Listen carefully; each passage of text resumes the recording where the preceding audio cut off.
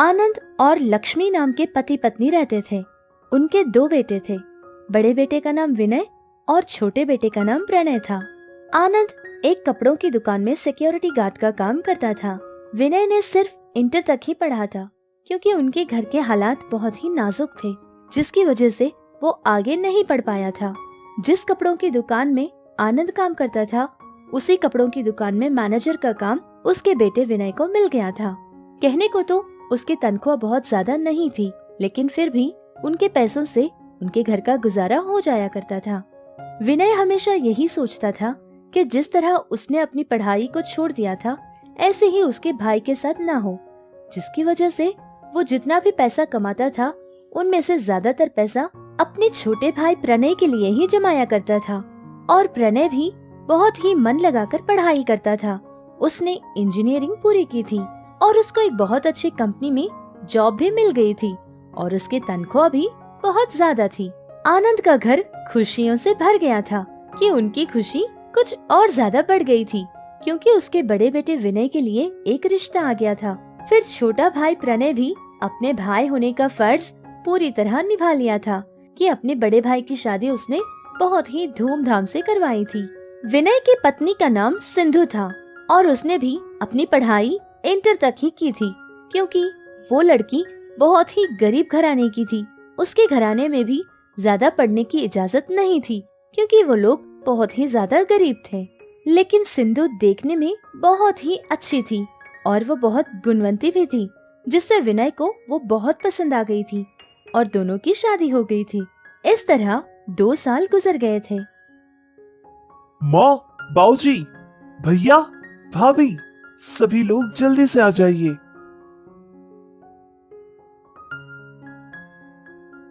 अरे क्या हुआ बेटा, इतनी जल्दी में क्यों हो?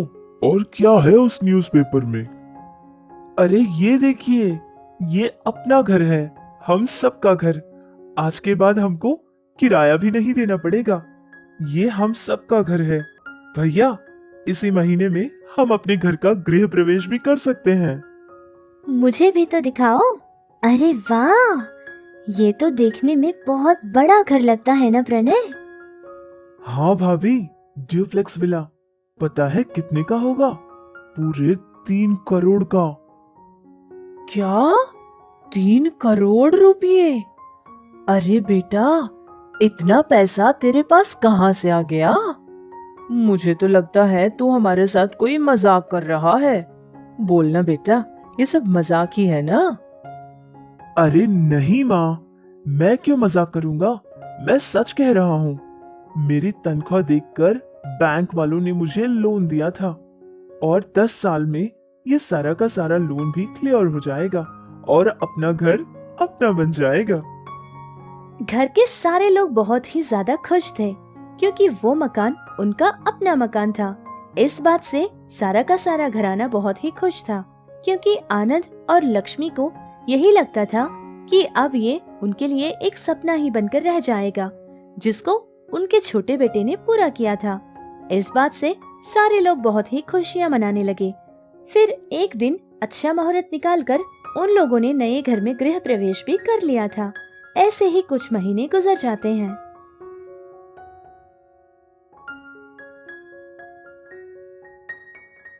हेलो भैया, आप कहाँ हो? अरे प्रणय, और कहाँ रहूंगा, दुकान पर ही हूँ। मुझे तो लग रहा था कि पिताजी का चेहरा देखकर उसने मुझे काम दे दिया होगा, लेकिन नहीं मेरे भाई, ये तो मुझे ऐसे उड़ा रहा है जैसे कोई पतंग को रस्सी बांध लिया हो। मुझे तो ये निचोड़े जा रहा है मेरे भाई।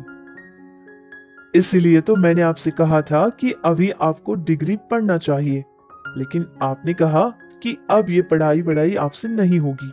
अगर आपने मेरी बात मानी होती ना भैया, तो आज आपको बहुत अच्छी सी कोई जॉब मिल चुकी होती। अरे वो सब ठीक है, छोड़ ना। पहले ये बता कि तूने मुझे फोन क्यों किया था? क्या तू ऑफिस में नहीं है? हाँ भैया, मैं ऑफिस में नहीं हूँ। मेरे पास आपके लिए एक बहुत अच्छा सरप्राइज है भैया। मैं आपको लोकेशन शेयर करता हूँ, जल्दी से पहुंच जाना, ठीक है?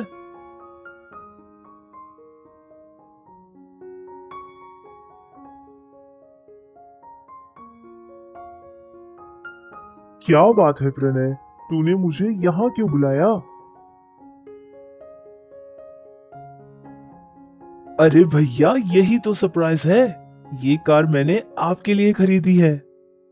अरे नहीं नहीं, मुझे कोई कारवार नहीं चाहिए।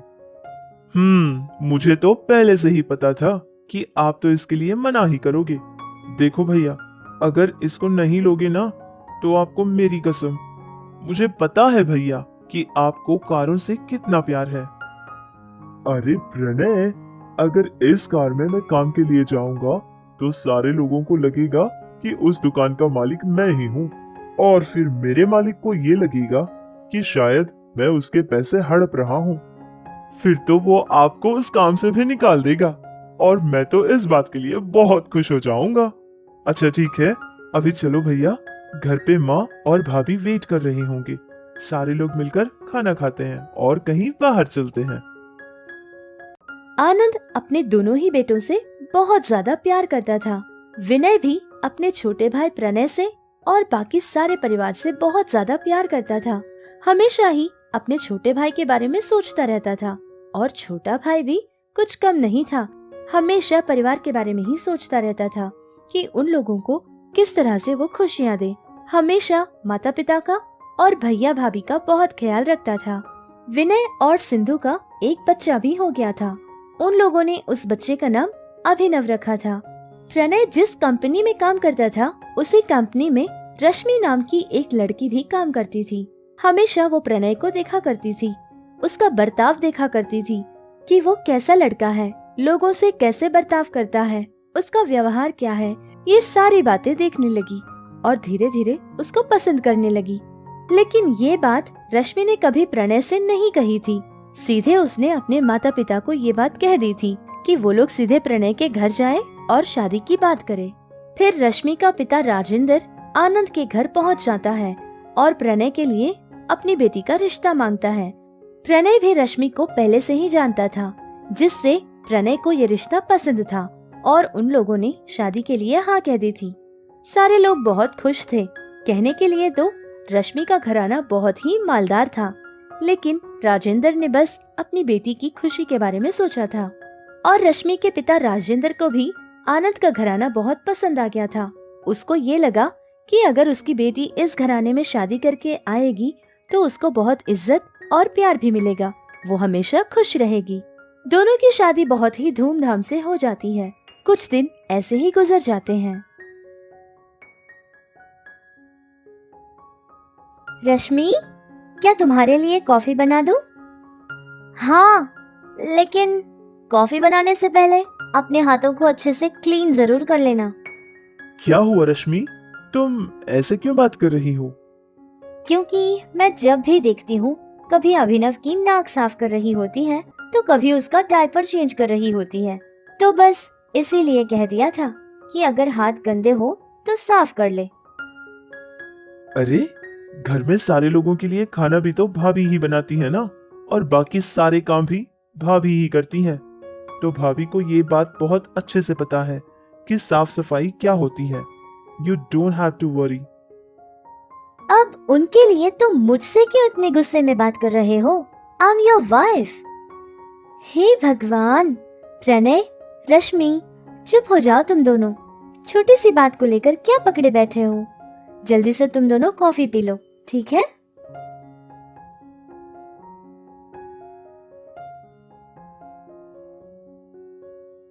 इन लोगों की 1 रुपये की औकात नहीं है और ऐसे लोगों के लिए तुमने मुझ पर हाथ उठाया।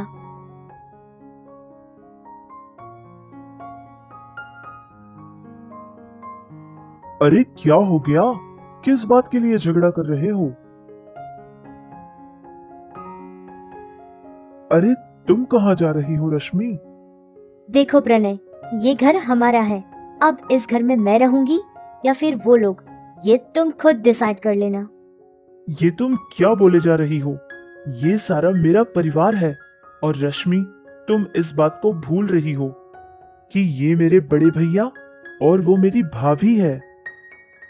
ओह, फिर तो ठीक है, रह लेना अपने ही परिवार के साथ। मैं यहाँ से जा रही हूँ।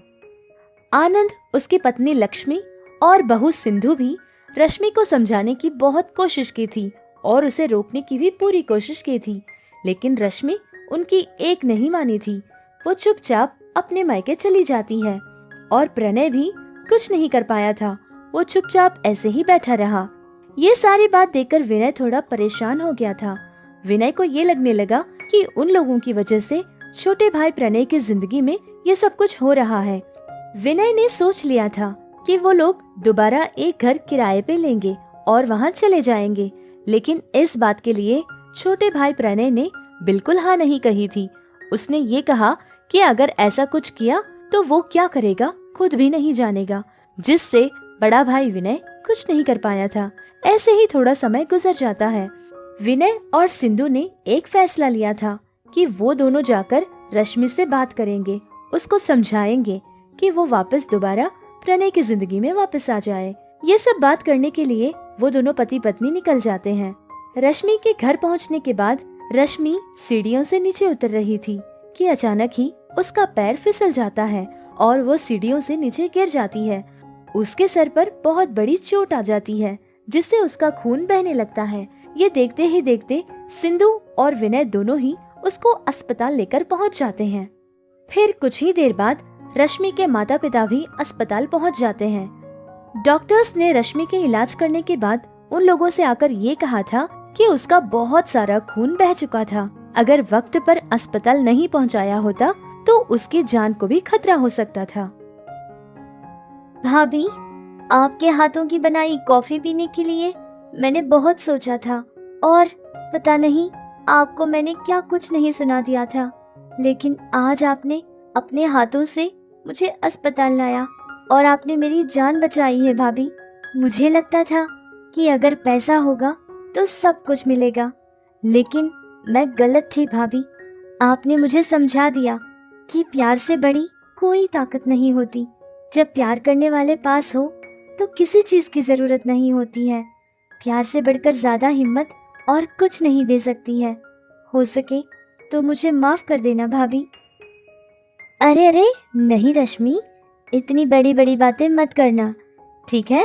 बस अगर कुछ करना है तो जल्दी से ठीक हो जाना और फिर अपने घर चलते हैं। प्यार से बढ़कर इस दुनिया में कोई और चीज हो ही नहीं सकती।